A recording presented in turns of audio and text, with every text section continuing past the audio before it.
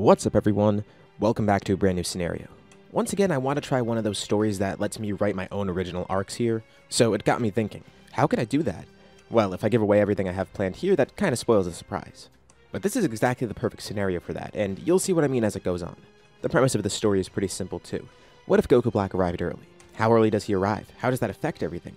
What even causes him to do this earlier on in the first place?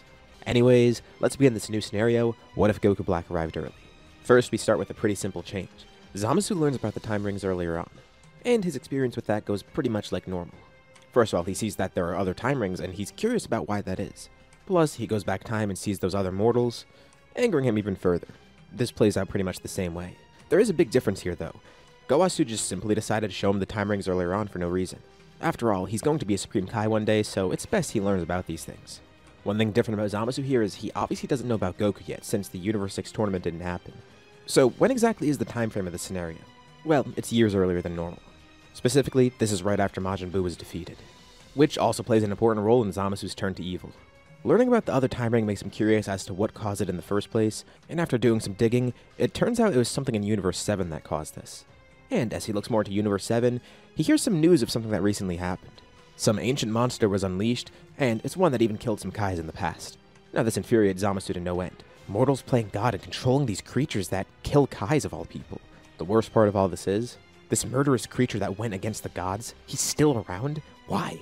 Zamasu starts to become obsessive over this. First, he finds out Universe 7 was messing with time travel. Then he finds out that this happened, this creature came to be, and now he's living amongst the Earthlings. It turns out he was defeated by some Saiyans, one of whom happens to be really strong, which confuses Zamasu even more because why did he let Buu live?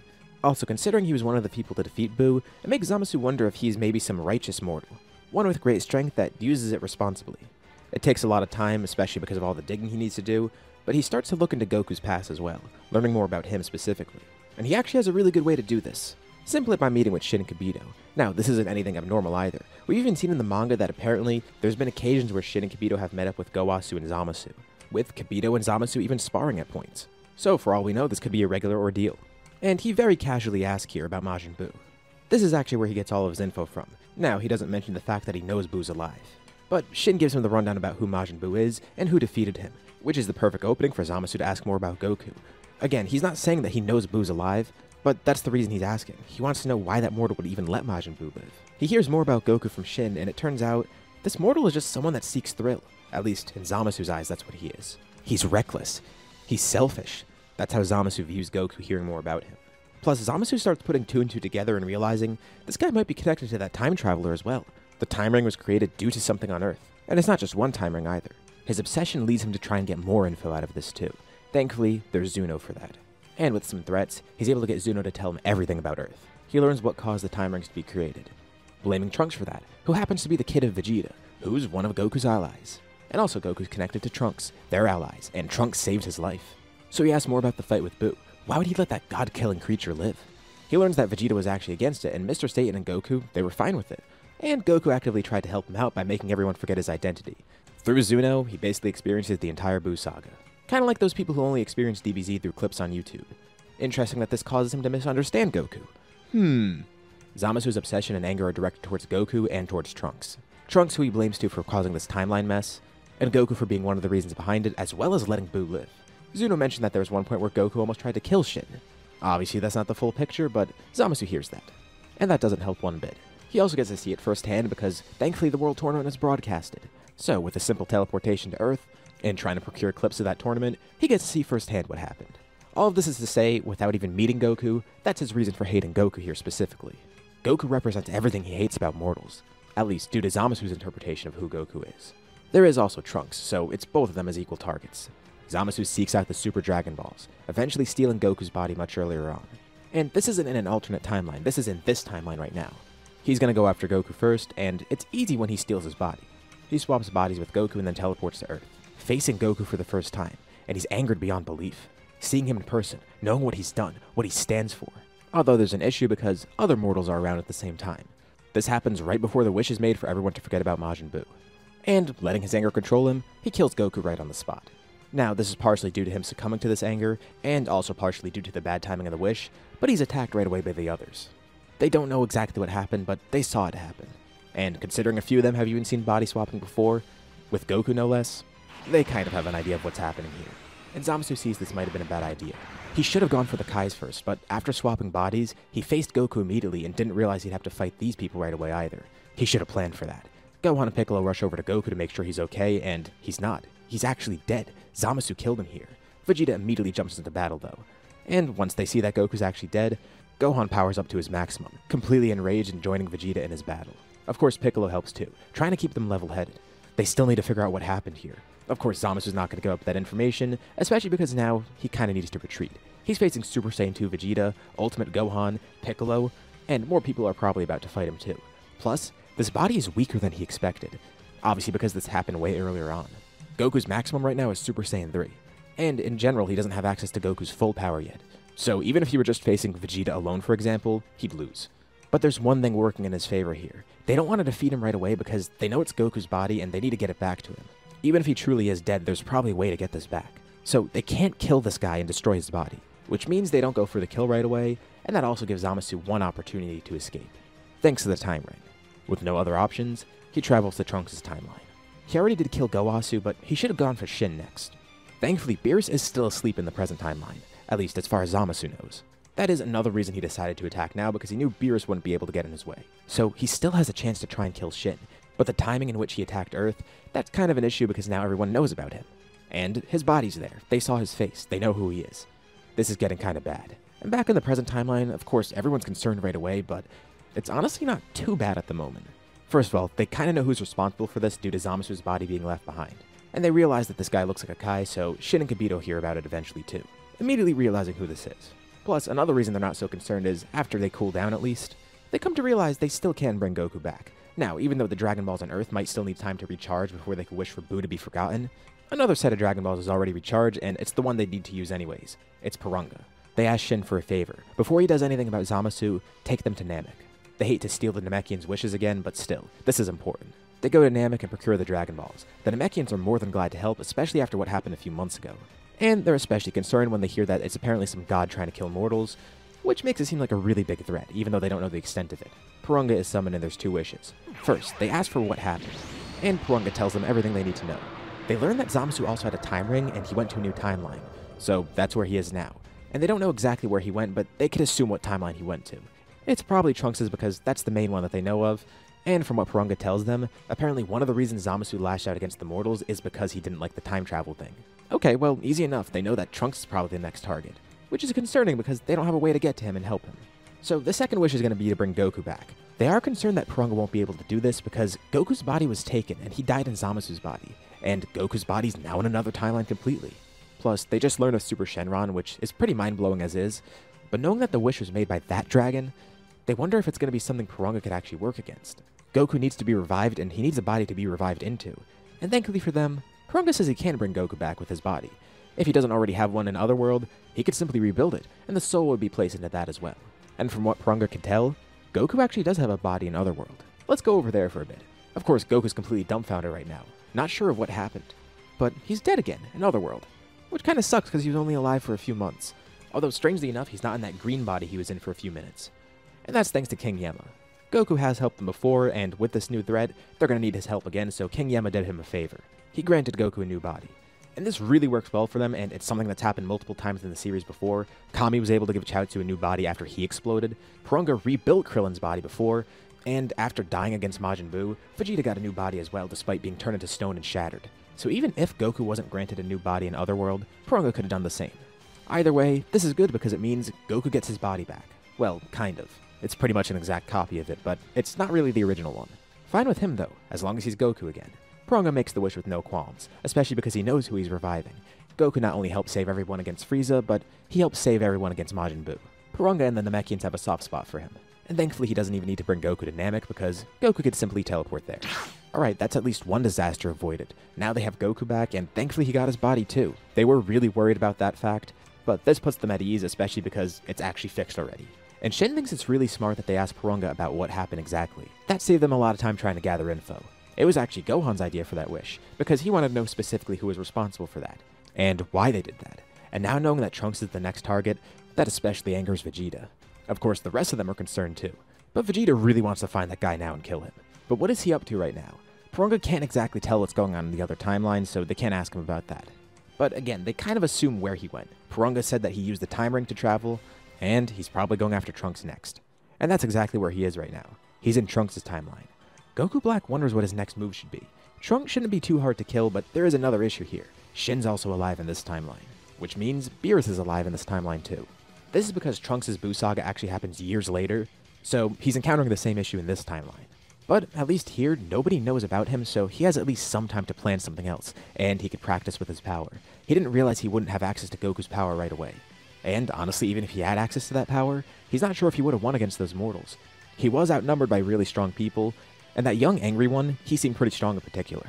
Especially after getting enraged, his power skyrocketed so high that Zamasu knew he alone would be an issue. From what he remembers, that's Goku's son, and the other guy, Vegeta, he's pretty powerful as well. So Goku Black secludes himself for the time being and starts thinking of what to do next. He got the body at least, and it seems like no one's going to be chasing him here. And he has the perfect idea. What if he recruits an ally? Which isn't as hard as it sounds because there's one person in particular that would be perfect as an ally. Himself. There's another Zamasu here. There has to be. He's going to try and recruit his future self. He actually thought about doing this before, and this is the perfect opportunity. He travels to Universe 10, and he scopes out everything before going into the Sacred World of Kais, just to be sure. But he can't send Zamasu anywhere on the planet. Goasu's there, and Rameshi's there too. And now he realized what happened. The mortals somehow found out that he traveled through time, and they must have warned one of the Kais. It only makes sense. They are friends with Shin after all. But how do they know what happened? How do they know a time ring was involved? How do the other timelines know? Well, given the big threat here, Shin actually did something really smart for once. First, he tried to alert the other Kais, and learned that Goasu's actually dead in the other timeline, which is a really bad thing. Which means one of the Kais and one of the Gods of Destruction already died. The Kais in other universes were put on high alert.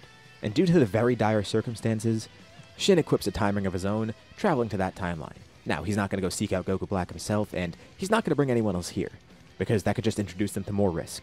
All he does is travel to the future, and warn future Shin about everything. Every Kai and God of Destruction in the present timeline and the future timeline knows about this now. Well, besides Beerus, who's asleep in the future and present. This is a pretty big deal after all. A rogue Kai going around potentially aiming to kill gods and hop through other timelines to do the same. And especially since Goasu's already dead in the present timeline, they know in the future timeline that he's a target here as well. So Zamasu's been completely removed. He's not killed, but future Zamasu's somewhere else. They've taken him away from here because he might be a potential target too, and maybe even a threat. So Goku Black can't recruit him. Goku Black's getting a bit concerned now. Was he too hasty? Is his plan already falling apart? He feels anger bubbling up within him, and with that anger comes power. He starts to realize something. He can unlock this power, and he can do this all himself. He doesn't need an ally. He can make this work. It might seem like it's falling apart, but he can recuperate, and Trunks will be his first target. Then he'll go back to the other timeline, and he'll deal with all the gods in both timelines as well. They've sat idle for far too long. And with everything going on in the present timeline as well, Beerus suddenly awakes from his nap. Oh, it's about time to wake up. He set his alarm clock exactly for this time, thanks to the Oracle Fish telling him to wake up around now. With all the changes here, that affects when he awakens as well. Beerus feels like he's forgetting something, like he had some sort of dream, but he can't really remember what it was. Now, his alarm clock woke him up at this time because the Oracle Fish said he should wake up around now. Apparently there was some major god-level threat that's about to arrive, and Oracle Fish wanted him to be prepared. But Oracle Fish also did mention that there would be another sort of rival too, one that's actually on Beerus' side. That god-level threat, that's more of an enemy if anything. But apparently there's an actual rival out there somewhere. And Beerus feels like his dream, that relates to whatever Oracle Fish told him. He's trying to remember what it was, but he can't really remember at the moment. Plus, he wonders what's going on with that godly enemy. Whis tells him, and it seems the godly enemy arrived a little bit earlier than Beerus realized. Or maybe he wasn't earlier. Maybe Oracle Fish told him to wake up now because of how strong he would grow. He hears from Whis what happened with Zamasu, and how Goasu and Rameshi are dead. Of course, bringing Goasu back shouldn't be too big of a deal because they just have to get a set of Dragon Balls somewhere. Not them specifically, but they're sure that people in Universe 10 are working on it. That's not really their problem at the moment. Whis gives Beerus a rundown on what happened, and from what Beerus can tell, that enemy seems pretty weak, at least at the moment. He did escape, and he's alive somewhere. What Oracle Fish said is probably going to come true soon. He's no threat to Beerus at the moment, but soon enough he will be. Plus, there is the fact that he's going after Kai, so that could be part of it, because even though he's no threat to Beerus right now, he's definitely a threat to Shin. But it's so strange that Oracle Fish told him to wake up now. If he really was concerned about Shin's safety, Beerus would have woken up before Goku Black arrived. Maybe it was fated to go this way. Maybe he was actually supposed to survive here, and he will become a threat directly to Beerus rather than to Shin. But that's not too important to Beerus at the moment because clearly it's not happening right now. What's more important is the fact that he wants to find that rival he was told about. Eventually it does hit him. He dreamt of a Super Saiyan God, which is really interesting because from what he heard, Zamasu stole the body of a Saiyan on Earth. So that's one major difference here. Beerus knows exactly who his rival is. Before, he just knew it was going to be a certain Saiyan, and there were only a few people to pick from.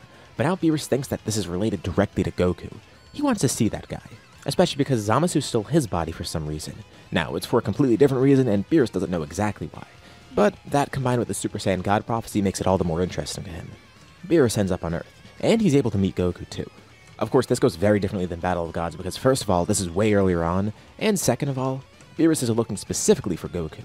Plus, with the whole context of Goku Black, it's all different here. He convinces Goku that Goku's supposed to be his rival. And Goku knows nothing about a Super Saiyan God or anything like that, but Beerus is sure of it. Even if he's not that strong now, he probably will be soon. It's just like how Oracle Fish warned him about Goku Black. He would just kill Goku Black right now if he could, but they have no clue of where he is. Well, they know he's in the future timeline, but they're not going to go on a wild goose chase for him because it'll be hard to find him there too. They don't even ask Shenron about the Super Saiyan God. It's actually Whis who suggests something. He thinks that maybe just training on Beerus' planet, that could be enough to awaken this form, if it is a form. Presumably it is, because Beerus is really convinced that it's Goku that's the Super Saiyan God. So it must be some sort of form or power that he's going to train for. And it's not like they could do the ritual anyways because they're short of Saiyan. Beerus isn't really too fond of taking someone to his planet as a student of Whis, but reluctantly he goes for it because he knows this is the only way he's going to get a rival. And again, this seems like some sort of fate that he has to follow. He believes what the fish said, and apparently what the fish thinks is going to happen will be really bad. It's the whole reason he woke up so early. Or at least part of it, because the other part is the Super Saiyan God. As for Goku, of course he's going to accept. Now, he has no clue who Beerus and Whis are, but once Vegeta's around, and is terrified of Beerus, he learns more of who Beerus actually is. A god directly connected to the Supreme Kai, and also far stronger than the Supreme Kai. Actually, the strongest thing in the universe. Well, besides Whis. Of course Goku's going to train under him. And not just because of all that, but because he knows he needs to grow stronger if he wants to fight that guy again. By now, they started calling him Goku Black. Because when he showed up, he actually switched his clothes into the black ones that they saw. Beerus thinks it's a pretty uncreative name, but hey, it's easy to distinguish. Point being, Goku's concerned about Goku Black. Besides, he is the Goku after all. He needs to be able to fight off that imposter. He would accept regardless because of the prospect of growing stronger, but this is an extra reason for him to go there. So, it's decided. Goku's gonna go to Beerus' planet. But Vegeta butts in too. He's going along as well. Now, Beerus does know of Vegeta, but he doesn't know if he's supposed to be the Super Saiyan God. And now that he thinks about it, him thinking Goku's the Super Saiyan God is just a hunch. Now, it's a very reasonable hunch, but this also gets Beerus thinking a little bit more. First of all, Goku having a training partner that's around his level, that really could help him, especially as a motivator too. With Vegeta being the Prince of the Saiyans and all, it's not like he's any sort of slouch in terms of power. But on top of that, if the Super Saiyan God actually is a form that Goku needs to unlock, well, that would mean Vegeta might be able to unlock it as well. Imagine that, 2 Super Saiyan Gods. You know what, he kinda likes the prospect of that. Vegeta's a bit terrified about this, but at the same time, he realizes that this is the only way he's going to ascend its current limits. He's going to have to train under Whis too, and he wants to go along. Especially with that threat out there, he really needs to improve his power. Because when they fought him before, Vegeta noticed something really concerning. He wasn't fighting in Super Saiyan, or Super Saiyan 2 or 3.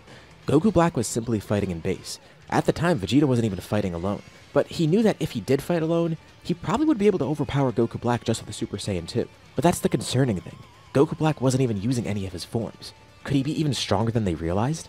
Vegeta thinks that because he stole Goku's body, he doesn't actually know how to use all that power. But the fact that he was strong enough to contend with Super Saiyan 2 Vegeta, just in base alone, that's still really concerning because how strong will he be when he actually gets access to Super Saiyan, or any of the other Super Saiyan forms? This opponent's unlike anything they've ever faced before.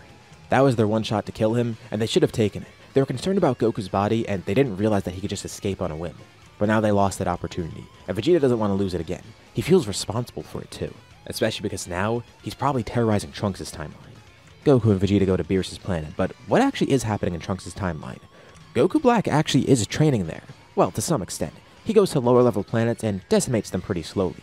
He's very strong as is, but he needs to channel that rage he felt before because he felt power stemming from it. He knows that's going to be a source of his power. And this is a really good way to get used to the body that he's using. Plus, it's part of his Zero Mortals plan. He does have to eliminate the rest of these mortals after all. And even though most of them are just target practice right now, still, it's worthwhile. This is barely any serious training. But he's slowly getting acclimated to this body. Soon he'll get access to Super Saiyan, maybe even the other 2 Super Saiyan forms. Maybe something beyond it as well. But that's not all that's happening in this timeline. With all the Kais being warned about what's happening, future Shin has been warned about it too, especially with the fact that Goku Black might be in his exact timeline here. With the rest of the Gods of Destruction on alert, it wouldn't really be too concerning. if it weren't for the fact that Beers was asleep still in this timeline. Remember, this is still happening earlier than everything else, so that includes this timeline as well. Shin and Kibito haven't gotten help from Trunks yet, and they're not preparing for Buu just yet either. But with all of this, Shin decides to actually seek out Trunks, knowing of this threat and realizing that Trunks is the strongest mortal out there that can get help from him. Shin thinks that if he's able to train Trunks up, he'll be strong enough to fight off Goku Black, and eventually Majin Buu if he shows up again. Of course, Trunks accepts this too, going along to the Sacred World of Kais and starting to train there. They're pretty amazed with his strength, just in Super Saiyan alone because he doesn't even have Super Saiyan 2 yet. But Trunks does know of Super Saiyan 2 after seeing Gohan use it against Cell. So that's what he's training to get right now. And especially after hearing what happened, that really makes him cautious. His timeline's under threat again, and it's by someone who took over Goku's body no less. And knowing how strong Goku is, he's worried that he won't be able to win here. At least, if he doesn't train, he needs to grow a lot stronger. Also, he wonders what happened in the past timeline since then as well. Because some other guy's stealing Goku's body, that means Goku's alive in that timeline somewhere. He came back to life? Trunks has a lot of questions, but future Shin doesn't really have the answers. They just know of Goku Black. Some time passes and Trunks ends up back on Earth. And this is when Goku Black actually shows up. Shin and Kibito are with him too. Goku Black thinks that now he's grown strong enough to actually do this. And he's glad to see Trunks here because that's his exact target in the future. He might not be able to fight everyone in the past timeline, but here, he'll be more than enough to defeat Trunks. And it's good to see the Supreme Kai and Kibito are here as well. The Zero Mortals plan is fully going to pick up here. Now of course, Trunks is the kind of guy that would try to kill the enemy right away. But there's a few things working against him here, so he can't exactly do that, and we'll get more into that in a bit. He and Trunks begin fighting in base, and he's actually pretty impressed with Trunks' strength. Now in base, it seems like he overpowers Trunks. But still, him keeping up without transforming, that's really good. Trunks eventually shows off Super Saiyan, and he starts to get the advantage. He seems far above Goku Black now. But Goku Black's still not too concerned. He really wants to see Trunks' full strength. He tells Trunks to hold nothing back. He's threatening everything here after all. Trunks even briefly goes into Super Saiyan 2, which he did unlock amidst his training. And he's ready to finish Goku Black off here. But at the very last moment, Goku Black starts laughing. Is that the strongest he's dealing with right now? Well, then it's no issue. He begins transforming himself. Trunks sees that same golden aura flaring up around Goku Black, as his hair turns golden. He's unlocked the Super Saiyan form. Now maybe if there was more time in between this, and if we wanted to make him really cracked early on, we can give him Super Saiyan Rose right now. But given the fact that he was basically just doing target practice for a few months, I think this is reasonable to give him. Goku Black in Super Saiyan is really powerful. Trunks didn't realize he could be this strong. But Super Saiyan 2 isn't his limit either. He was actually holding this back just in case, specifically to catch Goku Black off guard. He hoped Super Saiyan 2 would do the job, but he has something else. His hair then returns to normal. And then suddenly, his aura flares up again, but it's white this time, and Trunks' hair stands up. Goku Black can't see much physical change besides that, but his power is astounding. How'd he power up so much, and seemingly in base no less? The tide of the battle quickly turns here, with Trunks absolutely decimating Goku Black.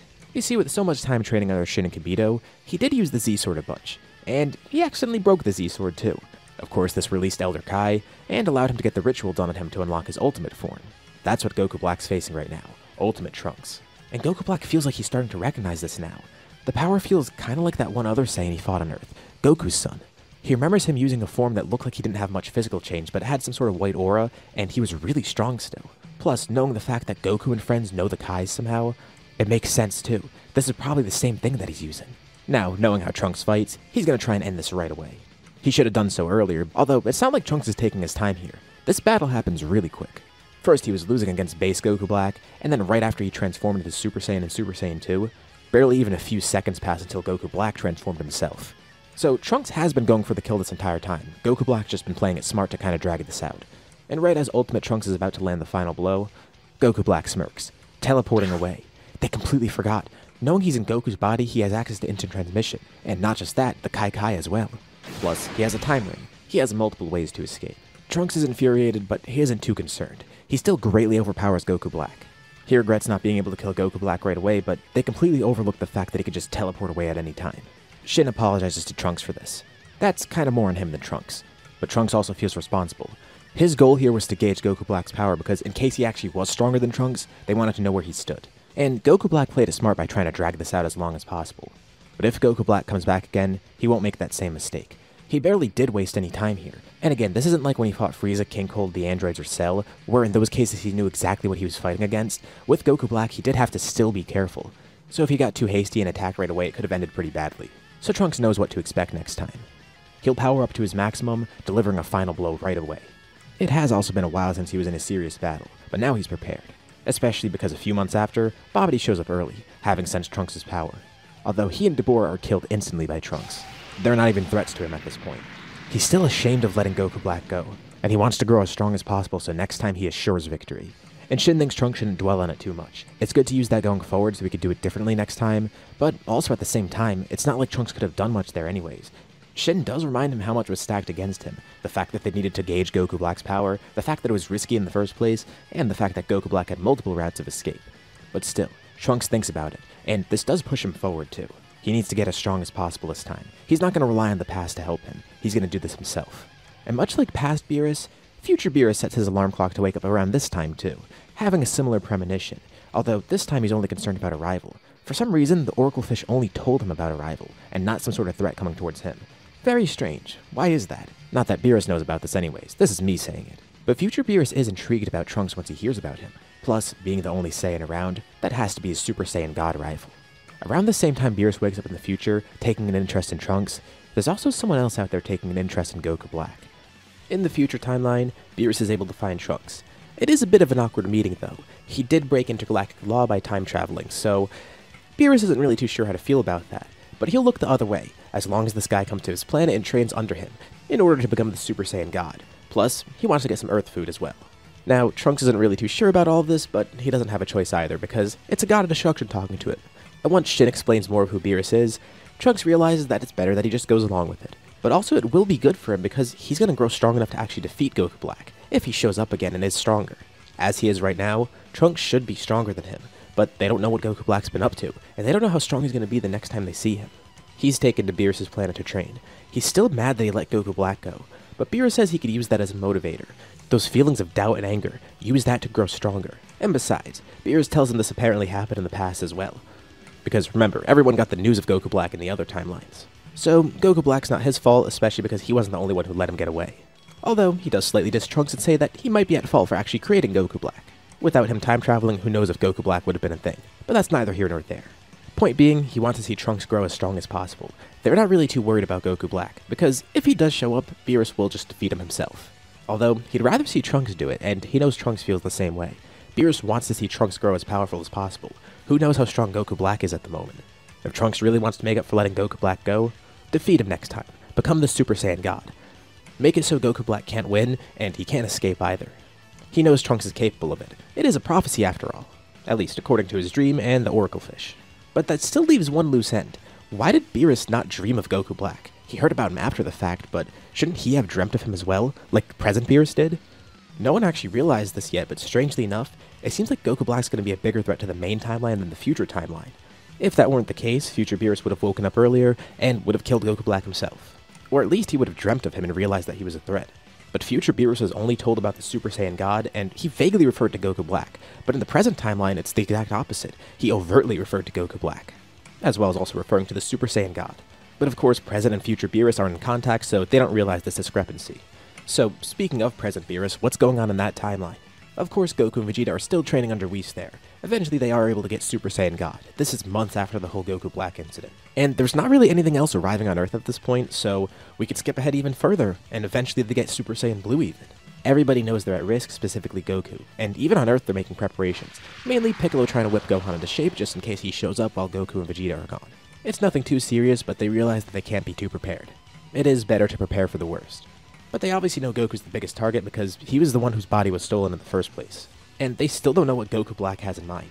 If he comes to attack Goku again, or if someone else tries to steal Goku's body for that matter, like another version of Zamasu or something, they need a strong person to fight that.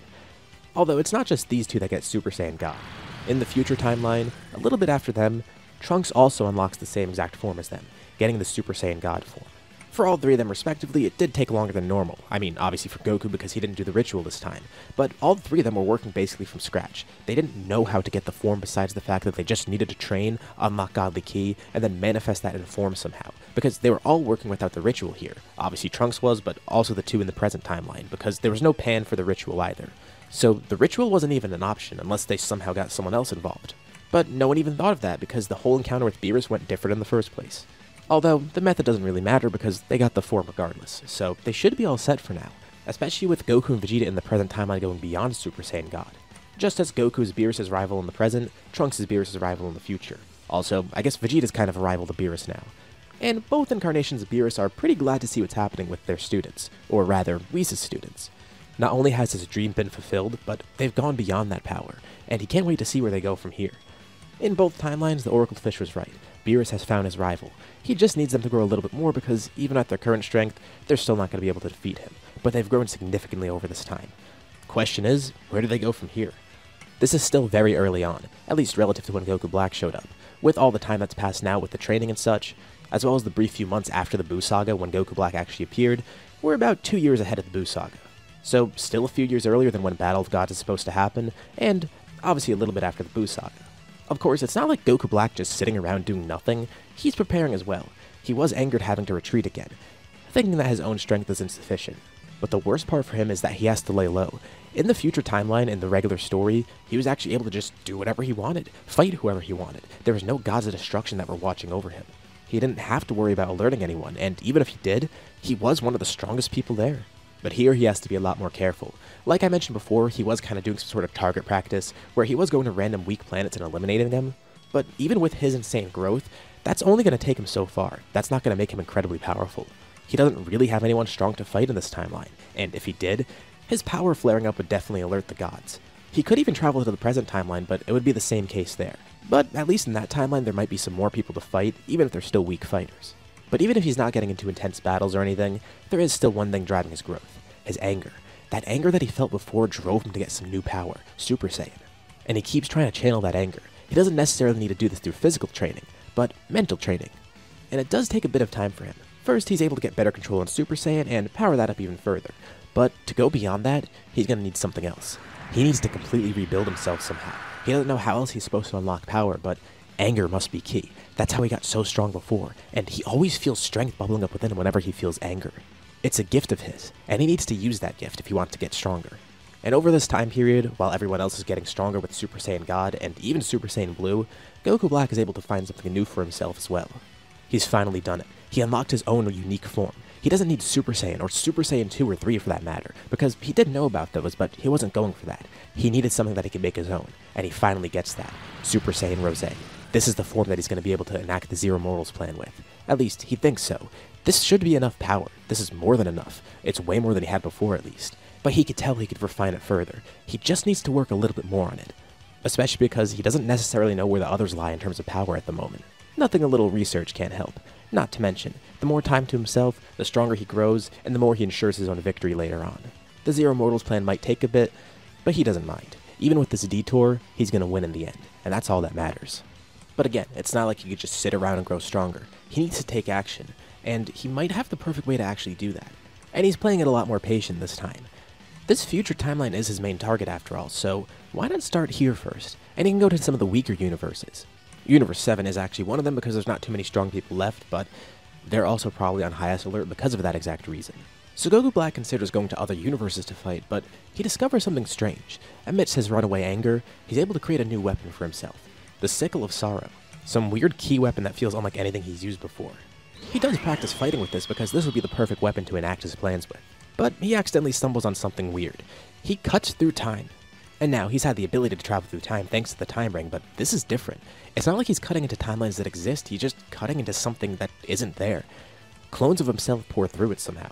And he's not sure what's happening at all, but he wants to figure out what's happening with it. He wants to figure out the workings of this because maybe he could use it to his advantage. What if there's other timelines and places that he could travel to that don't exist with the time ring? He can't believe what he just discovered, but he's gonna get to the bottom of it because this is interesting. This is way bigger than anything he's seen before. He has a new form, a new weapon, and a new method of travel, which might actually help him grow stronger, especially if he travels through it and finds some new place to train. The possibilities are endless, so he starts to observe and explore. Let's go back to the present timeline for a bit. More time does pass and we eventually get to Resurrection F. Now, with Frieza revived, he's not really going to be doing much because Goku and Vegeta are far stronger than before. They got a huge head start, so he's going to be defeated really easily. They've had Super Saiyan Blue for a bit, and Goku's sure to kill him this time. He doesn't drop his guard either. Whis' training has really been paying off for the both of them, so there's none of that nonsense with him being hit by a laser and anything. Frieza's golden form does seem powerful, but he's not really a threat to them.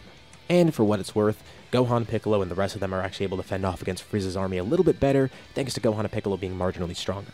It wasn't the threat that they were preparing for, but it's probably a good thing that it wasn't Goku Black, although still strange that Frieza came back. We eventually get to the Universe 6 tournament as well, which reveals a similar power for the two Saiyans. The team here is pretty much exactly the same, which also includes Buu, who ends up failing the test. Not that it really matters though. Goku's the first to fight. He defeats Potamo, and then against Frost he actually is able to defeat him due to him having such a huge gap in power, although he still does get poisoned amidst the fight. So against Magetta he loses. Not because he's overpowered by Magetta, but the combination of Magetta's steam and the fact that Goku's poisoned, it really does tire him out no matter how strong he's grown. Piccolo's the one to go next. He's able to win against Magetta with insults, and he has a pretty respectable fight with Cabba, and ends up winning against him, although Cabba doesn't learn Super Saiyan. He then goes up against Hit, and he doesn't really last too long, but Vegeta's the one up next. He did study Hit's moves a bit against Piccolo, but didn't really get to see much of him fighting. Not that it really matters though. He's going to be able to adapt mid-fight pretty quickly, especially with his brand new power. He paces himself against Hit first, and eventually goes all the way up to Blue. But something's different this time about Blue. All of the aura around him, it gets contained within Vegeta. There's a huge gap in strength between him and Hit. And yes, the two of them still did get their 3 years of training before the tournament. Not to mention the fact that they got Blue way earlier on. He didn't end up getting Blue Evolution because he spent all his time training with Goku, and the two of them stumbled upon something similar, Mastered Blue. Vegeta probably is on the cusp of Blue Evolution, but in the meantime, they were practicing this, and the power of it is pretty intense. Using it, he's actually able to defeat Hit. And he probably could have done this with regular Blue too. You guys have to consider how strong the two of them are at this point. With all of these different experiences earlier on for them, it gave them a huge head start. And this fight gives them even more confidence, because if they defeated the other universe that easily, that fake Kakarot's not going to be an issue for Vegeta. Now, of course, Goku did lose, but they figured out later on that it's because of the poison, which bums Goku out because he missed out on a chance for a good fight. But at least Vegeta got his, and he got a win here. Of course, this entire time, Goku Black's been observing. He hasn't seen much with Trunks because Trunks has really just been training the whole time. But by hopping through timelines and watching through different versions of the God Tube, he was able to actually see the Universe 6 tournament, and he got to see how strong Goku and Vegeta have grown. But this isn't all he's been doing. He's been training, obviously. And by using the sickle to break through time, he was able to go to other places, things that didn't even exist before, places that he didn't have any way of traveling to. It kind of irks him that he has to train this way because he's basically breaking through the timelines that he wanted to preserve. And it did take a while to get the hang of this, because first of all, he needed to learn what was actually happening, and then figure out a way to control it. But now, he could use his sickle to rip through time, go to different dimensions that he didn't have access to before. For example, he was able to train with weaker clones of himself, but now he's going even beyond that. He doesn't know where this sickle is going to lead him, but wherever it may be, it's probably going to be pretty fun, and a great way for him to grow even stronger. And for all he knows, with the great power that he wields now, the Zero Mortals plan may be far more encompassing than he realized. Not just limited to the main timeline and Trunks' timeline, but even beyond that.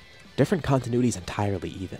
Not only does that spread the scope of the Zero Mortals plan, but that spreads the scope of Goku Black's power, because imagine all the different people he could fight as practice, and all these other dimensions where he doesn't exist. People don't know he's a threat, and they don't know to expect him. It's perfect for training. And the best thing you could do is probably try and find other universes where Goku exists. Same for Trunks, Vegeta, and even Gohan. This will be the perfect way to train, and it allows him to enact his plan as well in the meantime. Imagine that. Going through all these different dimensions, fighting different versions of Goku, learning everything about his power, and winning each time, growing stronger in the process. It's truly going to be something amazing. Let's look back at the present timeline for a bit. The Tournament of Power eventually happens. With the Universe 6 tournament happening, Zeno did visit there and decided it might be fun to have a tournament. It might actually happen sooner than normal if anything, because without a future Zeno to keep him company, he might get bored sooner and decide to do the tournament sooner too. But it's not like the tournament's going to be any issue. If anything, it's probably going to be a wash for Universe 7. Given the fact that Gohan and Piccolo are relatively stronger, and for Goku and Vegeta they're much stronger. I think by now it's reasonable to say that they've surpassed Super Saiyan Blue, and not just Mastered Blue, but they've moved on to completely different forms. Right now, Goku's able to tap into Ultra Instinct Omen. It's not the complete Ultra Instinct, and it's very fleeting, but he can do it willingly at least. As for Vegeta, he has Blue Evolution. He is aiming for a higher power, possibly something to do with Gods of Destruction, but for now this next stage of Super Saiyan Blue is fine. But he could tell he's on the cusp of surpassing Kakarot and getting something brand new, something that they haven't seen before. And even without Goku having the complete Ultra Instinct, being able to use Ultra Instinct Omen at will, and with all the training he had on top of that, it's safe to say he's still stronger than he was during the actual tournament even with completed Ultra Instinct. Now you might be wondering who's going to be on the 10th slot for the team. And it's not Frieza. Buu actually fills the final slot, and there's a reason he's still awake. First of all, because the tournament happens at a different time, since the group knows that Goku Black could still show up at any time and they're still sort of on high alert, they think it might be good to have Buu there to help, so they try and make sure he doesn't have those long naps that might screw them over. In turn, this ends up helping them for the tournament because this means he can participate, and he's a really good teammate for support, like insanely good. He might not have the raw power of someone like Frieza, But he's a great replacement because first of all, he actually works with everyone. Second of all, he's really hard to knock out of the ring, especially with the fact that he could just stretch himself and multiply himself. And third, the fact that he could heal people so easily, coupled with the access to all the other weird abilities he has, it makes him amazing for support too, which helps boost up the team for Universe 7 even further. In the end, Universe 7 wins, and a wish is made to restore the other universes as well. We might end up with Goku being the one to get the wish, and I feel like this is still something he would do, especially because after seeing all these other strong people, he'd want to wish them back because not only is it the right thing to do, but there's also the prospect of getting to meet and fight them all again. Naturally, Goku Black eventually gets word of all this too because he's still observing everything. He's interested to see how strong this timeline's growing. And it's strange that Zeno hosted a tournament like this, but at least it gives him some more data on all the fighters in that timeline. There were a lot of clips uploaded to GodTube, and you can see how strong Goku and Vegeta specifically have grown, as well as other people from Universe 7 and other strong mortals in other universes. So at least this gives him a little bit more to work with in terms of information and data. He feels confident in his strength now, but he still wants to be very careful. He wants to make sure he could win no matter what. So he's biding his time for as long as possible in order to grow as strong as possible. But even though he might not be able to attack the present timeline yet, he can attack the future timeline, the one he's in currently still.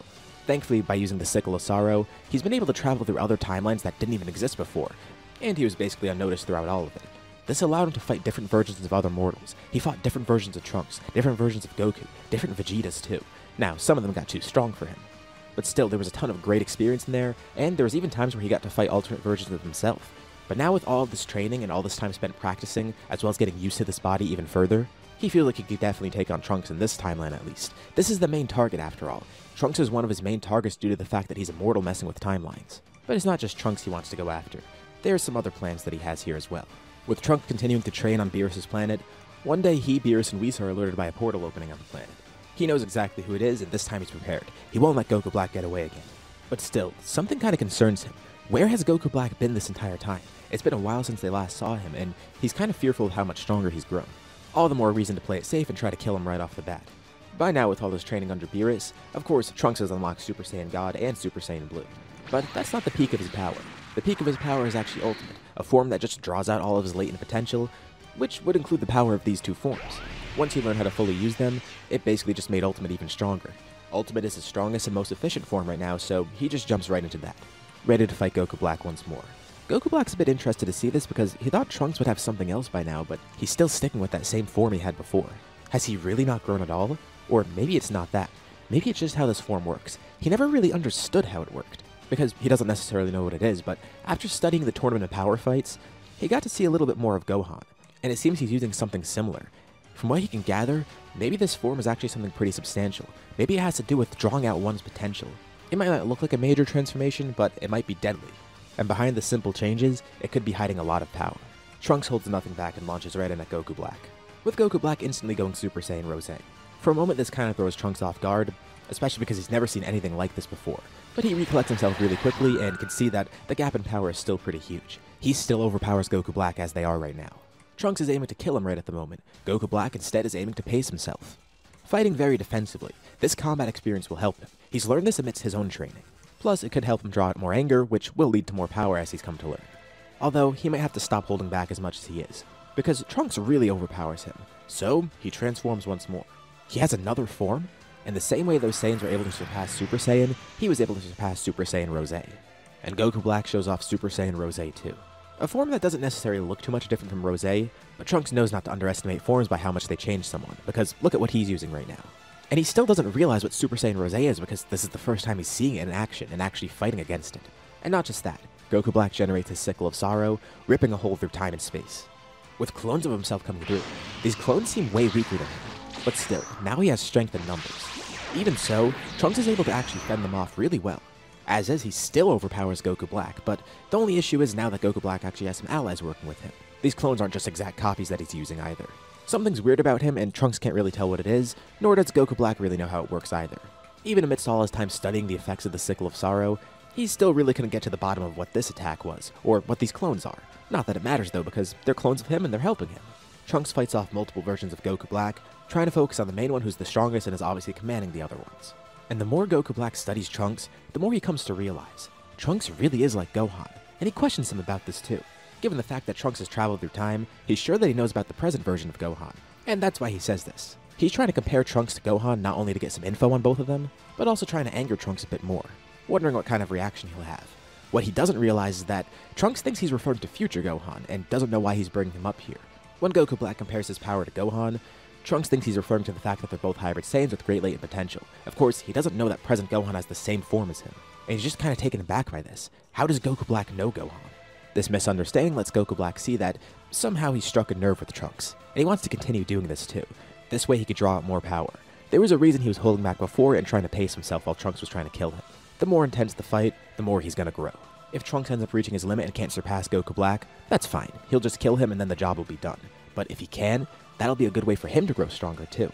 Either way he wins. He's either exploiting some power boosts, or he just has an underwhelming fight and kills Trunks. And he tries to pressure Trunks even more, bringing up Gohan again. Trunks eventually realizes that he's referring to the present Gohan, which confuses him even more because does that mean Gohan has the same sort of power as him? Is that what he's referring to? But still, Goku Black put the idea of future Gohan into his head. Trunks isn't necessarily losing here, but he feels like he's not making any progress. Beerus and Whis are of course watching and wonder what Trunks will do next. But thinking about this brings up some old feelings that Trunks has repressed. He felt helpless when the androids first attacked, and he felt almost responsible for Gohan's death. Not to mention, he let Goku Black go before, and that possibly caused even more destruction, and who knows what consequences it'll have later on. He has those feelings of self-doubt again, but those feelings morph into anger at himself and at Goku Black. He can't fail here, not again. He can't fail this timeline. He can't fail Gohan. Everything he's been able to do in life is thanks to Gohan's sacrifice. Without him, Trunks wouldn't be here and the timeline wouldn't be here either. In Trunks' eyes, he's the last line of defense here. He needs to do everything in his power to stop Goku Black. And Goku Black can see, he's getting angry, and he's getting power from that anger just like he does. He continues to push Trunks more and more, who slowly grows stronger and stronger. Trunks promises he won't fail here again. Gohan's will lives on through him. It's almost like he could feel Gohan there with him, encouraging him throughout all of this. At maximum power, he charges right in at Goku Black. Some of the clones try to block him, but Trunks punches right through them, destroying some of them in the process. He then attacks Goku Black with a flurry of kicks and punches, and then quickly lifts his hands up in the air, charging a Masenko. And strangely enough, it feels like Gohan's there, pushing him forward, helping him to charge the attack. Point blank, he launches the Masenko at Goku Black, and then maneuvers it to destroy the rest of the clones all in the same shot. The main Goku Black isn't destroyed, but all the clones are. Goku Black's pretty heavily injured too. He can't believe it. All that training he did, and Trunks is actually still stronger than him. Although, it doesn't seem like there's a huge gap in power. At least because he's still holding back somewhat. He was holding back just to drag out the fight and see if he could do any more. This might draw out some more power from him, but now he realizes that he has to get serious or else he'll die here. And maybe he could still get what he wants. By drawing this fight out, he was hoping to actually draw Beerus into the fight. He charges his power, showing off the full strength of Super Saiyan Rose 2. Trunks alone might actually be enough to defeat him, but he then looks over at Beerus, who nods at him. Trunks powers down. He could tell Goku Black's still holding back, and he's not going to risk his life here if he knows that Goku Black's just toying with him. They need to make sure they kill him. They can't play around. Beerus was hoping that Trunks could just handle this himself, but knowing the threat Goku Black poses, they actually agreed to something. If it turned out Goku Black was actually too strong, Beerus himself would just fight him. And he commends Goku Black for his power. Of course, that power is not his own, but still, he is pretty impressive. And it's been a while since he's gotten to use his full strength. An intense pressure then radiates throughout the entire planet. Trunks hasn't been the only one training. Of course, they never knew the true extent of Goku Black's strength, so Beerus had to get a little bit more in shape. Not to mention, as a god of destruction, he has to maintain his spot as the strongest. And given the history of Goku Black, especially with all the things he's doing and all the timeline nonsense he's causing, Beerus has every right to step in now and actually kill him. But that was a good test for Trunks, and he commends him for his effort. It is kind of a shame that he couldn't win though, but in the end he encourages Trunks once more. He actually got this strength through hard work. Goku Black got it by stealing power, and messing with timelines on a whim just to benefit himself. More of a reason for Beerus to eliminate him. Beerus floats over to Goku Black. Goku Black stunned by his power. He was hoping to fight the god of destruction here, especially knowing how strong Beerus is relative to the others. But this is unlike anything he ever expected. He never knew the true extent of a god of destruction's power, especially this specific Beerus, one who was actually preparing for the fight too, and one who was strong to begin with. Quickly, out of fear, Goku Black pulls out his sickle once more. He does have a backup plan too. If he wasn't going to be able to fight Beerus here, there was still a way for him to further his plan. He almost wanted to go directly to the Supreme Kai, but knew that could be a risk. But this way he can go directly there, uninhibited as well. He attacks Beerus with his sickle, aiming it so that it hits Trunks too. The attack does no damage. Instead, it rips open a hole in space-time, sending them somewhere else. Instead of Goku Black retreating, he just removes them completely from the battle. Whis actually was able to dodge this too, with Goku Black looking over at him and smiling. Soon enough he'll fight Whis as well. He knows angels can't fight, but he'll make it happen someday. And Whis simply glares at him unbothered, but also telling Goku Black that he doesn't know what he's truly messing with. And he says this pretty jovially too. He's actually intrigued to see how mad Beerus will get about this. At least once he's back. Goku Black then vanishes from sight, with Whis also disappearing as well, knowing what Goku Black might be up to next. Thankfully Shin sensed all this happening, and he's not just sitting out in the open on the Sacred World of Kais, but Goku Black is looking for him now, and Whis is going directly to him as well. But what happened with Beerus and Trunks? Of course, just like Whis theorized, Beerus is fuming. He's messing with time like that, and he sent them somewhere else. What a cowardly move. Trunks apologizes to Beerus for not being able to defeat him, but Beerus tells him not to apologize. It's not his fault after all. Goku Black was truly far stronger than they thought. They just didn't realize he was toying with Trunks the entire time. If anything, Beerus feels like he should have stepped in earlier. It was a good test for Trunks' power, but it's not his fault that Goku Black won there. Well, if you could even call that a win. But where are they? He could tell they're in a different timeline, but they're on his planet at least. And he's not too worried. Whis will come and get them eventually, but it's probably going to take a bit of time, mainly because he has to go find the Supreme Kai first and make sure that he's safe. He knows Whis is smart enough to prioritize protecting Shin, and since Whis can't fight himself, he must be on his way to save the Kais now. Then he'll bring Beerus back to his timeline. Because if he doesn't do this, Beerus will be as good as dead, and that timeline will be done for. He actually does consider going to Shin in this timeline too, who might be able to bring him back to that timeline with the time rings, but usually Whis would transport him there, or the Supreme Kai would have to teleport him there. If Beerus goes there, he'd have to manually travel, which would be fine, but he doesn't necessarily want to leave Trunks alone here because he can't bring him through the vacuum of space. Also, they still don't know if this could be a trap or not. So now the question remains, what timeline are they actually in? They get their answer soon enough when the Beerus of this timeline comes here, with Whis, Vegeta, and Goku.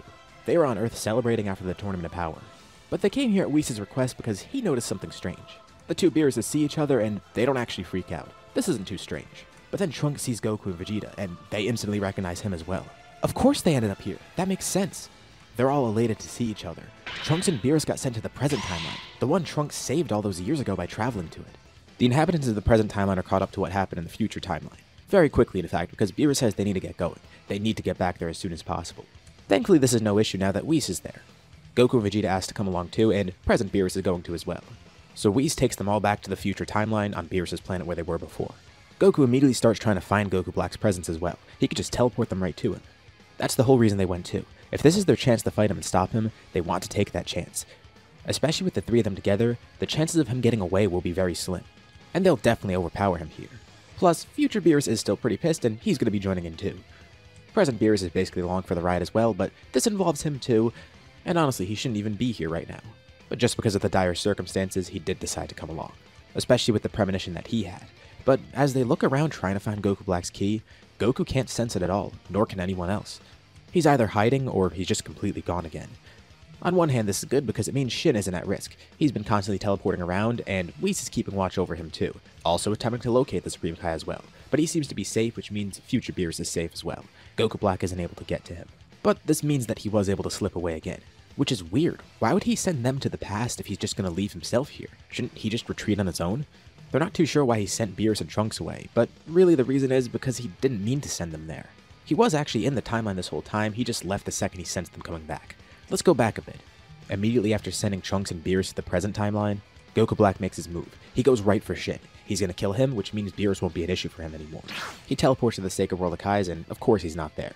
He generates a crystal ball in his hands too, using it to try and locate Shin, but also, he decides to check on Trunks and Beerus first to see what timeline they went to, and then he realizes. He sent them to the present timeline, the one Trunks was at before. Now, this is kind of an issue. He doesn't have control over this stuff. He hoped that he'd just send him to a random timeline, maybe one of those non-existent ones that he traveled to in order to train. But they ended up in an actual timeline that was there. It seems when using his power on others, he doesn't have complete control over it yet. And it probably just sent them to a place where they supposedly belonged because Trunks was there before.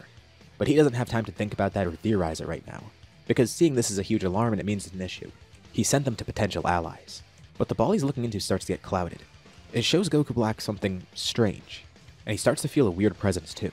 Someone else is lurking about, potentially watching him, and whoever this person is, they seem powerful. He begins to hear a voice in his head. An unfamiliar one too.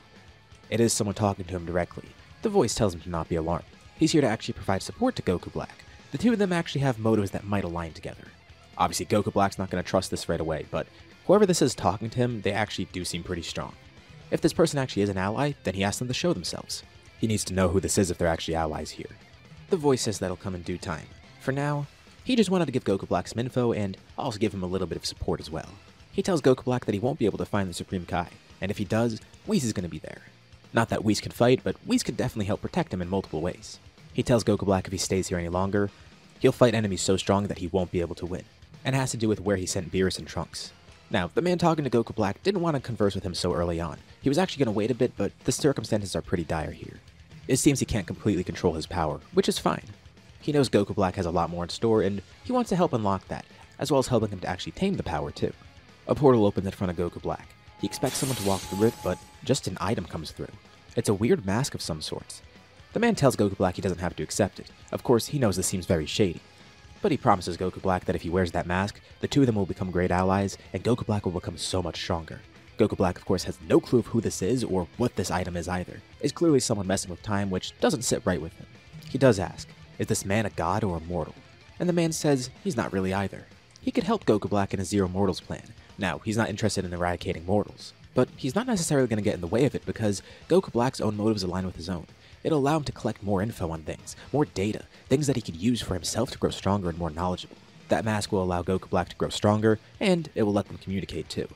Goku Black can sense an overwhelming presence coming from it, but he's not naive. He's not just going to put the mask on because someone tells him to trust it. He tries to use his crystal ball to see who's talking to him, but it's just clouded. The man is purposefully shrouding himself in mystery. He promises Goku Black they'll talk again soon. For now, he needs to go and at least take that mask, and once he puts it on, they'll converse again. The portal in front of him closes and the mask drops to the ground. Of course, Goku Black's incredibly suspicious and reluctant here, but he does take the mask. He doesn't put it on just yet, but he's going to keep it with him for now. Something about that power that's emanating from it, it's almost intoxicating. It's like it's beckoning him to put it on. But now he's kind of concerned because first of all, there's this mystery player, and also, he senses his opponents just came back from the other timeline. The cloudiness from his crystal ball disappears and he can see them all on Beerus' planet, and it looks like Goku specifically is trying to locate him, probably aiming to teleport right here. He might be full of himself, but he's not stupid. He can't fight two Beeruses and the others as well, especially after seeing their power in the Tournament of Power, at least based on those clips he saw, and they're definitely stronger since then. Plus, Trunks was pretty strong as is. Those three mortals together alone might be enough to actually take him out, but with two Beeruses there, he's definitely screwed, and not just that, they can erase him completely. One Hakai and he's done for. He doesn't know the strength of the present Beerus, but the present timeline is a bigger threat to him still. With future Beerus, he at least knows that that Beerus has been training somewhat. And based on that glimpse of his full power that Goku Black got, he can't contend with a god of destruction just yet. At least, not one on Beerus' level. Maybe some of the weaker ones at this point, but definitely not him. Goku Black rips open his own hole in reality. Still wondering who that person was that spoke to him, he looks down at the mask, wondering what he should do next with it. But he doesn't discard it. He takes it along with him, going to some other timeline.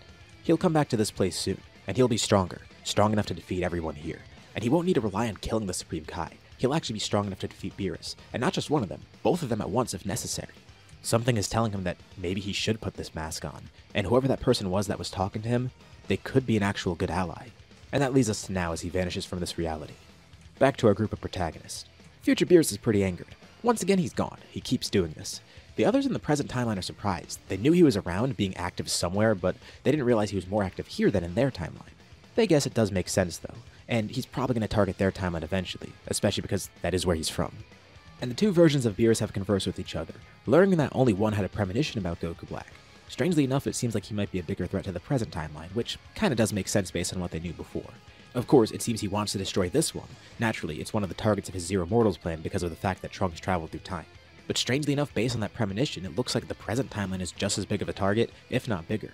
And it seems that's where a final battle might take place, based on the premonition at least. Trunks is still angered with himself and disappointed. He wishes he could just find Goku Black as is and defeat him right now, but he's gone. He escaped again. And of course, Vegeta hates to see this, scolding Trunks, stop doubting himself. As his son, with this type of power, he shouldn't be acting like this. And actually, it has been a while since they've seen each other, so he wants to see what type of strength Trunks has now. Surely he's grown way stronger than before. And he tells Trunks, the two of them are going to spar right here and now. The two begin fighting and eventually Trunks showcases his full abilities, showing off his ultimate form. And Vegeta's impressed. It looks like he's unlocked Godly Ki, and he's grown far stronger than before too. Goku even recognized that power, noticing that it seems a lot like Gohan's ultimate form. Of course, with the difference being that there seems to be Divine Ki with it. So that means the Elder Kai was freed here. And yeah, Beerus confirms that. He's actually with Shen and Kibito right now, wherever they are with Whis. They're all avoiding Goku Black together because all of them are potentially targets, especially Shen. Vegeta didn't expect Trunks to be this powerful, but now that he has that power unlocked, Vegeta realized that he could show off more of his own, and he showcases Blue Evolution. Given all the changes with Trunks here and how much stronger he is, he's actually matching Vegeta in power. Actually, he seems to be a bit above him right now, at least when Vegeta uses this form. He actually does have something above it, but he's not using it right now. But still, if anyone's going to overpower him in strength, he's glad to see that it's his son, at least one of the versions of his son. Surely he seems to know about Super Saiyan God and Blue as well. And he tells Trunks, just like he was able to go beyond Super Saiyan Blue, Trunks can still go beyond his limits. Look at the power he has right now. It's great, and the best part is, that's not where it ends. If Goku Black does show up here again, that's what Trunks needs to do. He needs to break his limits. This timeline is like practice to Goku Black. Even though it is a target of his, he doesn't seem to take it seriously, and he tells Trunks to use this going forward. He needs to give Goku Black a reason to not underestimate them. Of course, he knows Trunks wants to defeat Goku Black, but he needs to face the facts. Goku Black might just view him as a joke, as a training dummy. But Trunks is more than that. He's a powerful warrior. He's one that will be able to save this timeline, and all of them for that matter. He's done it before. He could do it again. And this does reinvigorate Trunks. He thanks Vegeta, and Vegeta expects great things of him. Future Whis then returns with Shin, Kibito, and Elder Kai. The others are glad to see they're okay, which seemed pretty obvious because Beerus is still alive, so that meant Shin was still alive. It's pretty obvious. Shin is ashamed that he couldn't defend himself, but Beerus says it doesn't matter. It's not his job to be strong like Beerus. That's his duty. As a god of destruction, he's the strong one. If anything, he should be disappointed in himself for letting that guy slip away again. It's clearly a pattern. This is the third time he's done it. At least when you consider the fact that it happened in the present timeline too before. Goku Black picks fights, bites off more than he could chew, and then when he's actually pushed back, he retreats, or does something sneaky. The next time he shows up, whenever that may be, they're going to have to lure him in somehow and prevent him from leaving next time. Because within that time period that he was gone, they've seen how beneficial it was for him. He's grown so strong, and he hasn't even really been doing much as far as they know. They don't know what he's truly been up to, but he was shockingly powerful. Beerus estimates that if the three Saiyans fought him together, they could defeat him as is. Although, it does impress future Beerus to hear that a mortal got Ultra Instinct somehow. He wonders if Trunks will be able to do that too. But that's besides the point. Point is, he could tell Goku Black wasn't giving it his all, and he's still a massive threat. He does seem to fear the gods of destruction though, so at least they have that on their side. But it's only a matter of time before he's able to go beyond them. With how rapidly he grows, who knows if that's possible? It probably is. And it seems like he's exploiting this danger in battle to grow. That's why next time they'll have to prevent him from escaping. It seems he thrives from the danger of these battles. So he'll definitely bite off more than he could chew again, and that's when they'll be able to strike and defeat him. President Whis then gets contacted by someone secretly. It's Mayris, who realizes that Whis is in another timeline right now. He says Mayris shouldn't really be contacting him, but Mayris explains that he has Majin Buu with him. But he has a reason for contacting Whis. He mentions some galactic patrol business going on and says it relates to Beerus. Because an ancient prisoner, Moro, he was able to escape the galactic patrol prison, and he directly has beef with the Kais. Which means Beerus is potentially at risk. Plus, he's going to be going around destroying planets too. That's the reason he has Majin Buu, and he just thought Whis would at least want to know. He wasn't sure if Whis knew already. Well, Whis at least thanks his younger brother. He tells Mayris of course he can't really do much with that info, but he appreciates it. Although, he can lend a hand to Mayris. He does have some friends that might be able to help him. He sees this as a perfect opportunity for his two students, Goku and Vegeta. President Whis tells the others they must go, and everyone says their goodbyes to each other. And Vegeta tells Trunks to promise him once more. Don't doubt himself. Show confidence in his power. Save the timeline once more. At least, if Goku Black decides to show up here again, Trunks takes that to heart, thanking Vegeta once more and saying his goodbye. And Vegeta seems content, as he returns to his timeline with the others. Goku Black is now elsewhere, in some other timeline on some random planet, trying to lay low. He stares at the mask, contemplating if he should put it on or not. Is this something that he could actually trust? Will this make him go beyond his current power? And who is that guy that was talking to him? There's so many questions running through his head right now, alongside the temptation of the mask and whoever that was talking to him. He wants to figure out who that was, but he knows the only way he could speak to him again is if he puts on the mask. But what are the risks involved with this? This could be some sort of trap.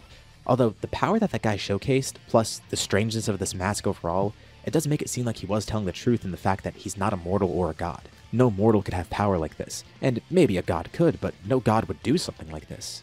Goku Black sits there wondering to himself. He needs to get to the bottom of this, and decide if he wants to take this risk with the mask. Now in a completely separate, non-existent timeline safe from the others, Goku Black contemplates to himself. Should he put on this mask? He can clearly tell the fact that there is power in this, and he thinks it will draw out some power from him, but still, he doesn't know who sent it or why.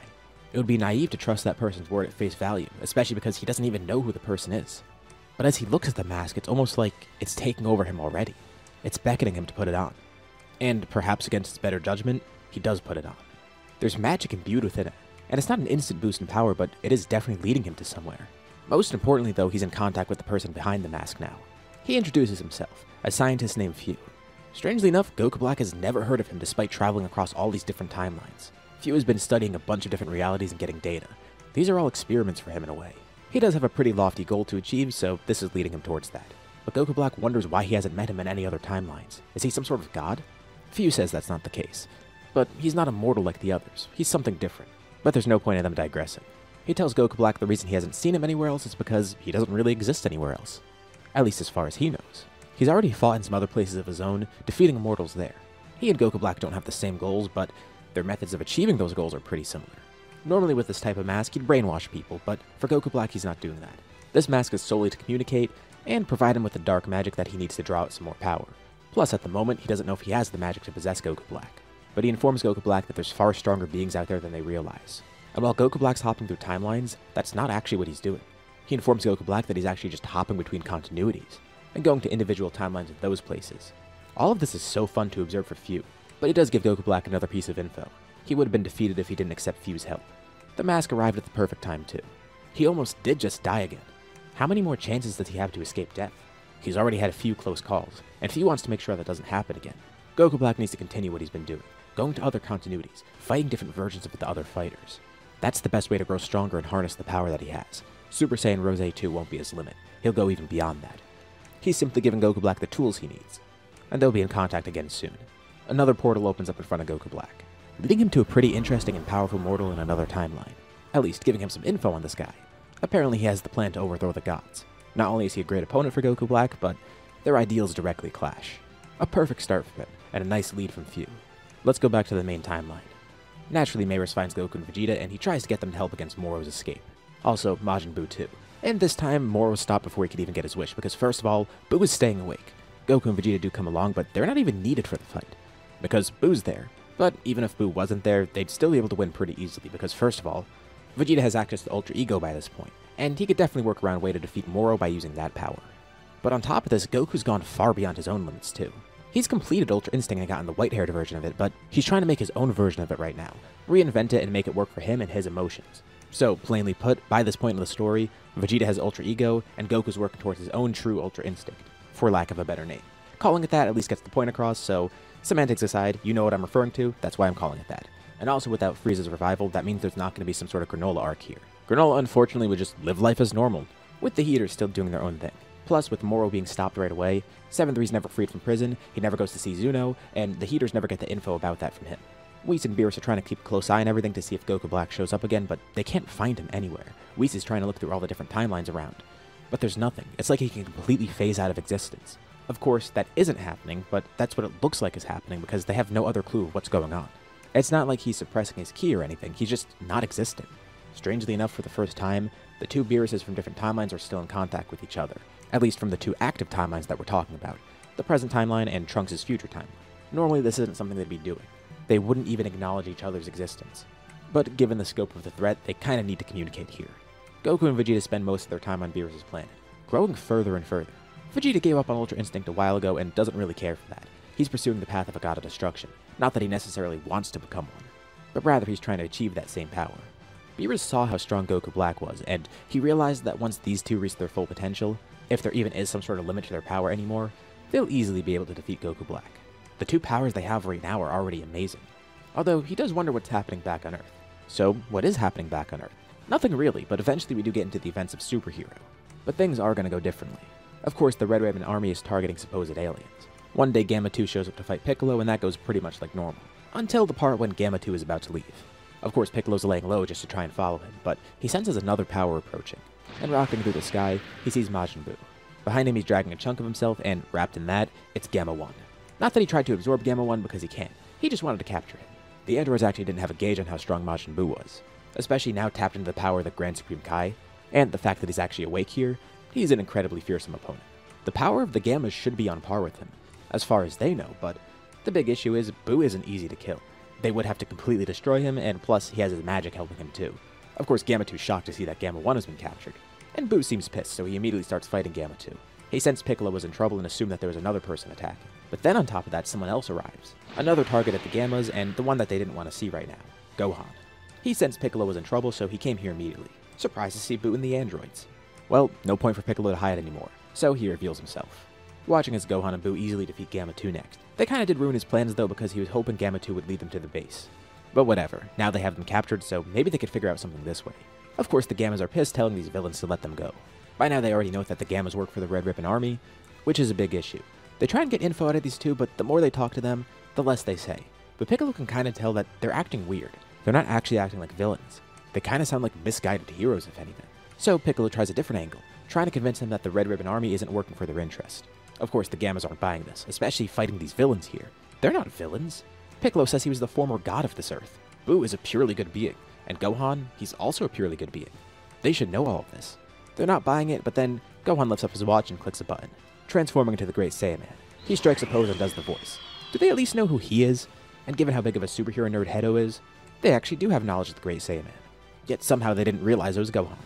Piccolo just looks on in disbelief because that's what worked. That's what got these androids to believe them, the costume. And yeah, that's what puts them over the edge. Especially because Hedo's watching everything, and the second he sees the Great Saiyan Man, he tells him to stop attacking immediately.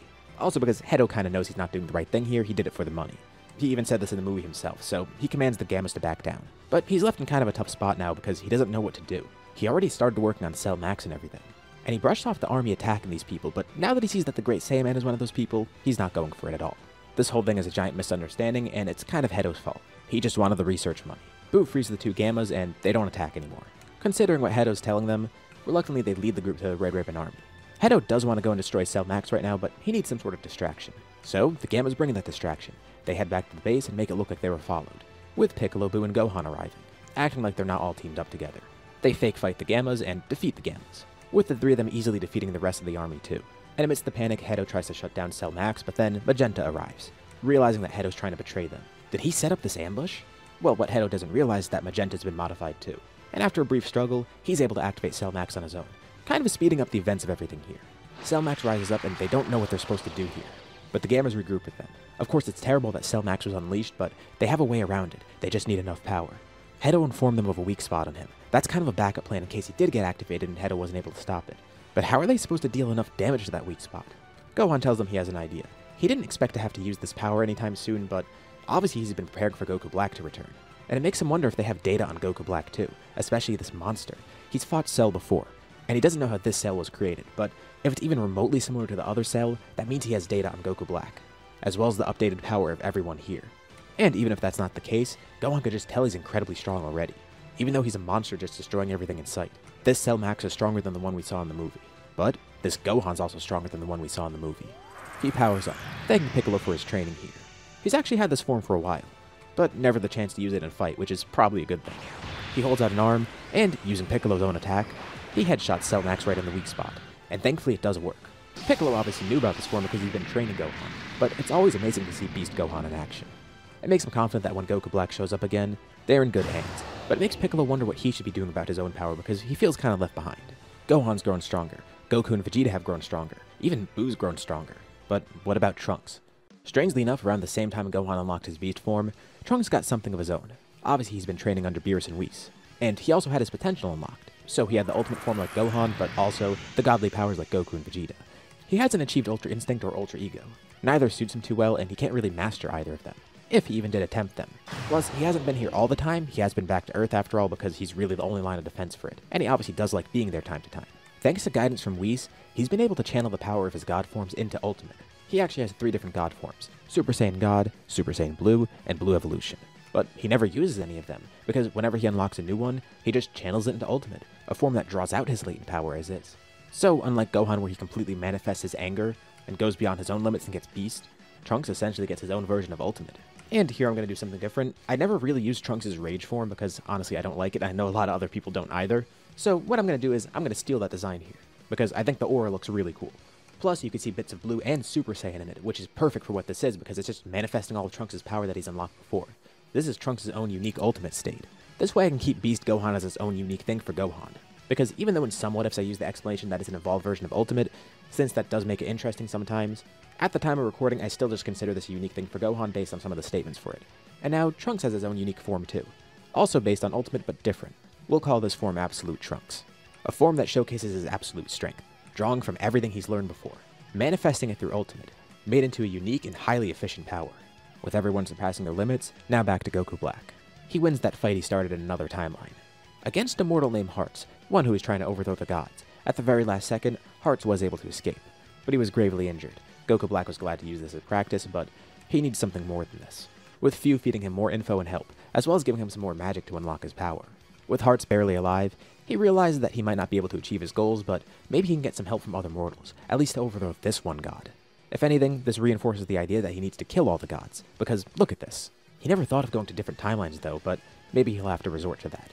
Goku Black continues having his own fights, going to other timelines, fighting different versions of Goku, Vegeta, Trunks, Gohan, everyone, quickly growing stronger. Fu is able to help him a bunch, and he still hasn't met Fu face to face. But he trusts Fu. Is the mask actually brainwashing him? He can't tell for certain. Maybe Fu is just very charismatic and Goku Black likes him because he's actually getting help from Fu.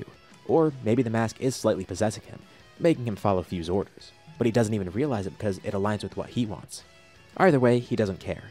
He feels completely in control right now, especially now that he's tapped into a brand new power, ascending beyond Super Saiyan Rose 2 and getting Super Saiyan Rose 3. But he could tell, this isn't where he ends. He could still go further from here. This power is amazing, and it's so great that it's even breaking the mask that he has. His connection with Fu is growing weaker, but he still trusts Fu. Fu saved him from death. Fu helped him grow stronger. Maybe the mask actually is brainwashing him, and gaining this power is helping him free himself from that. But again, he doesn't care about that. He cares about achieving the ultimate power, becoming the strongest godly figure, able to defeat all mortals, and all timelines, all continuities, everything. This is the beginning of the end. Piccolo's meditating, and out of nowhere, a portal opens in front of him. Immediately he's alert thinking it's Goku Black or something, but somebody else comes through. Somebody who's injured and someone who he doesn't recognize. It's Hearts. He looks up and sees Piccolo, smiling, realizing that he found a mortal that could actually help him. Piccolo assumes this might be a threat at first, but Hearts explains. With Piccolo learning that he was attacked by Goku Black, and apparently he's a mortal from another timeline, he doesn't express what his plan was yet and the reason why he was attacked. And he's not coming here out of a desperate attempt to team up with them. Well, at least not mainly. He's coming here first of all to warn them about Goku Black, which they already know about, but also he wants to partially use them to defeat Goku Black. It's a great way for him to get some mortal allies to help defeat a god. Of course, he doesn't just reveal right away that he wants to kill all the gods, but Goku Black's the first hurdle, and maybe this is a good way to get them to team up with him and believe in his ideals. Piccolo doesn't know any of this, but essentially, Hearts wants to do what Goku Black did, but inverse. A zero gods plan, if you will. Gohan and Buu arrive, and Hearts tells them everything. Goku Black's apparently grown a lot stronger because, judging by this guy's power, he's strong himself. The old Goku Black wouldn't have been able to defeat him. He explains that he was previously aware of Goku Black. Not explaining why, but it's because he wanted to keep track of all the gods so he knows who to kill.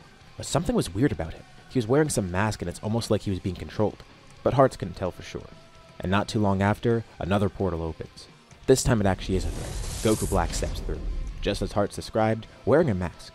Piccolo feels a weird energy coming from him. It's something ominous and magical. Goku Black's finally glad to be back here. Besides just waiting to gain power, another reason he waited so long to do all this is because he was working on a solution for everything. The mortals distorted the timelines. There shouldn't be this many. Not only will he erase the mortals, he's going to erase the timelines that they created. And he decides to give a nice display of his power. Throughout the multiverse, there's a weird shift. No one can really tell what's going on, but Beerus and Whis on their planet can tell that something's wrong. The thing is, Goku Black has destroyed every other timeline, besides two. This one, and the one that Trunks is in. What he just did is merge the two of them. Gohan senses a familiar energy not too far away. It's Trunks. He doesn't know where he is or why he's here. Like, it's clearly Earth, but it's not his Earth. On Beerus' planet, the alternate Beerus and Whis arrive there too. And same for the alternate Kais. Both Shins could tell that something really bad's happening. Goku Black merged the two timelines together, destroying everything in Trunks' timeline besides the people. Shin's not sure why. Either he couldn't destroy them for some reason, or rather, he didn't want to for some reason. Goku Black explains to the group what he did. He personally wanted to kill all of them, not just by using this power. He specifically wanted Trunks here too so he could pay for his actions. He could have actually killed Trunks alone if he wanted to, and he informs Trunks that he actually destroyed everything in his timeline already, destroying all the other universes besides Universe 7. The only people left are the mortals from Universe 7 from that timeline that he brought here. He'll personally kill all of them, and then finally, he'll have one unified timeline. No anomalies, no time travel, no mortals working against gods, nothing like that. Although he is curious to see that Hearts guy here, surprised to see that he escaped. And now the final battle can commence. Gohan, Trunks, Hearts, and Buu power up to their maximum. Piccolo even powers up too, showcasing a brand new power. After the whole Red Ribbon Army thing, he felt a little left behind, so he decided to get his potential unlocked by Shenron. It was partially for the reason of him being left behind, but mainly because he wanted to actually help against Goku Black, and he knew that at his current level, he wouldn't be able to. This way he could actually fight and do something. Goku Black first fights Gohan and Trunks together, immediately being overpowered and having to transform into Super Saiyan Rose 3. That's the power Heart saw before. He was easily defeated by it, although Gohan and Trunks are doing really well against it. But they could tell that with every punch, every action that Goku Black takes, he's growing stronger. He's adapting during battle at an incredible rate. Plus, anytime he does get injured, he gets healed, not by himself, but A weird dark aura appears around his injuries and just heals it. What they don't realize is that Fu is watching over the whole thing and also helping Goku Black, remotely lending some of his magic to heal him. He can't have the fight ending early now, especially with the fact that everyone on Beerus' planet shows up here. Both Beerus's, both Whis', and Goku and Vegeta. Not too surprised to see Trunks here because they already know what happened. Vegeta goes into Ultra Ego, and Goku goes into Ultra Instinct. By now, Goku has such a good control over Ultra Instinct that he can use it effortlessly even with his emotions getting in the way. Of course, he's still not on Whis' level, all thanks to the massive head start he's gotten. He's years ahead in development. And having detected this, 2 more allies arrive as well. Both of the Gammas. They're not too sure what they're supposed to do here, but they're allies with Gohan and Piccolo now, and they decide to at least try and help against this threat. Goku Black's fending off everyone at once, and at first, it seems like he can be easily overwhelmed, but the constant healing is a problem, plus the growth alongside that. And he looks around disgusted to see everything here. All of these mortals are trying to use some sort of weird power to help them. Goku and Vegeta using godly forms. That divine ki he feels within Trunks. He's not sure what Gohan's using, but he knows that at least when he started training, he got it from Elder Kai. Piccolo having used the Dragon Balls to wish for something. And the worst of all, Majin Buu, a weapon created to destroy the gods that the mortals kept around for some reason. He knows nothing about Gamma 1 or 2, and he doesn't know where Heart's power comes from, but he detests everyone here. He tells everyone they brought this upon themselves. The first to be defeated are the Gammas, with Hedo watching everything they're seeing, terrified by all this because he has no clue of what's happening. Goku Black is starting with who he sees as the weakest. He creates a key sword around his hand, launching a slash at Piccolo, cutting Piccolo cleanly in half, sending Gohan into a fit of rage that gives him a nice power-up too. He's about to regenerate himself, but then Buu comes over, healing Piccolo and then attaching a piece of himself to him, as well as throwing a piece of himself on everybody else. This way, they could all be healed throughout the battle, although considering the fact that Buu is split up this way, it's not really going to be too effective. He's acting as an amazing support here, but it's not going to be as rapid or as potent as Goku Black's healing. Piccolo thanks him. He could have regenerated from that anyways, but this way it's going to be a lot faster. But he feels a new power coursing through himself as well, transforming beyond his power awakened state, thanks to a little bit extra that Shenron gave him. As Gohan takes his rage out on Goku Black, he's then joined in by Piccolo, who's now orange. Goku Black admits he is a bit impressed to see all of this. The battle's just started, but everybody's already growing. Gohan and Piccolo have grown, and he wonders who's next. Fu, of course, is loving all of this too. A purple attack hits Goku Black's face, a destructive attack from Vegeta, destroying part of the mask. But before the destructive energy makes it any further, Goku Black's own energy counters it. His connection to Fu is weakening, but it doesn't matter, and he tells Vegeta those pesky Hakkais won't do anything. A sword then pierces right through him, with Trunks trying to slice him in half. But he heals from it quickly enough that it doesn't affect him. It's all a fruitless endeavor. The group's confused as to where his healing's coming from, but Vegeta noticed that destroying the mask did do something. It slowed down. Whatever that mask is doing, it's helping him. So everyone directs their attacks on that. Goku goes in next, acting as a bait for him. He actually is overpowered by Goku Black in terms of raw strength, but Goku Black can't seem to hit Goku. He's grown to such a level that Goku just completely outpaces him thanks to Ultra Instinct. He's the perfect bait for that reason. He's not going in to attack, rather to distract. Piccolo and Gohan then rocket in from above with a kick, launching Goku Black right down into Hearts, Vegeta, and Trunks, the latter two hitting him with a father-son Gallic gun. With Piccolo, Gohan, and Goku launching a beam from above. A Masenko from Piccolo, a Kamehameha from Goku, and Gohan not sure which attack to match. So, he tries a Makanko Sappo, trying to hit the mask directly. Buu gives a burst of healing to everybody. With Goku Black caught between all of the attacks, Fu's also not able to heal him quickly enough, especially with the fact that Gohan actually destroys more of the mask. As both Beerus's watch on, they're ready to jump in at any moment, but they think the mortals have this under control. Hearts even generate some cubes around Goku Black to try and trap him, holding him in place so the mask can get completely destroyed. But right before they're about to completely destroy it, Goku Black's aura flares up. Even Fu's confused as to what's happening. He's evolving once more. With an explosion of power, Goku Black repels every attack. And he looks completely different. It doesn't even look like the Goku Black that they fought before. His mask is mostly destroyed, covered with his ki.